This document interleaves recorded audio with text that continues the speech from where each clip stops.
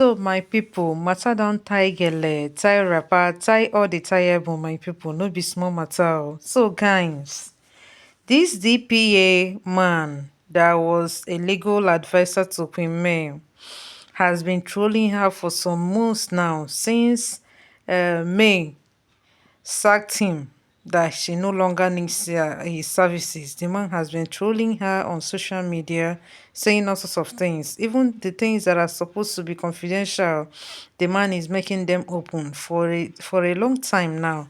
So finally, Queen May decided to sue him. These are the legal papers. So she decided to sue him, not just him alone, even Yinka, Link Edochie's wife to be. Or in fact, they are no longer married now. So they only courted, or will I say they were in relationship, but because of the woman's character, he couldn't continue with the marriage. So Queen May sued both of them because they have been on this woman's neck that have never responded to them. So, in response to this, Emeka Ugwuanyi, the DPO legal advisor, now finally came out to respond to the legal letters Queen May served him. According to him, lest I forget, Queen May served him 1 million, okay, 1 billion. He's to pay 1 billion naira for damages, while Yenka is to pay 1.5 billion for damages. No be small thing, no. That's by the way. So, in response to all this, Ugwani Emeka decided to respond. That's the DPA legal advisor, decided to respond to the legal papers that were served to him.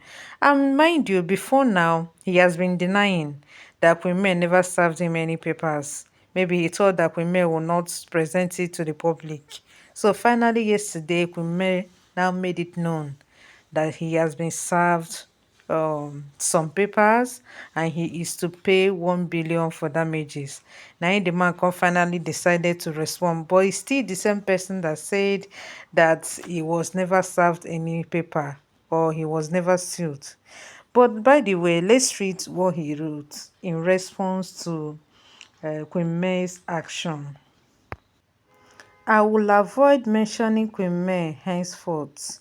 My initial goal was simple: to demonstrate to her followers that they are not as invisible as they believed. Having worked closely with me, I knew she fostered this perception of power, and indeed, many people were intimidated by it. I wanted to be the one person who was not afraid. Okay, oh. I would have stopped long ago, but their stubbornness persisted. It felt necessary to prove that not everyone would be cowed.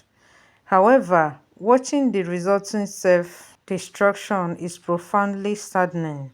She has been driven to posting lawyers' letters on her Instagram, a deeply pathetic turn of events. Her page, once for her products, is now a spectacle of legal threats cheered on by her followers instead of focusing on her case against Yor. She is entangled in disputes with her own legal team. Where can this possibly lead? The baffling part is that all of this was avoidable. A single one-sentence statement on her page discouraging bullying, particularly of DPA, would have sufficed even if her followers ignored it. The record would show they advocated for restraint. Instead, she chose stubborn silence. How can one claim to be silent while openly controlling an army? We worked with her for 3 years. We understand how she operates.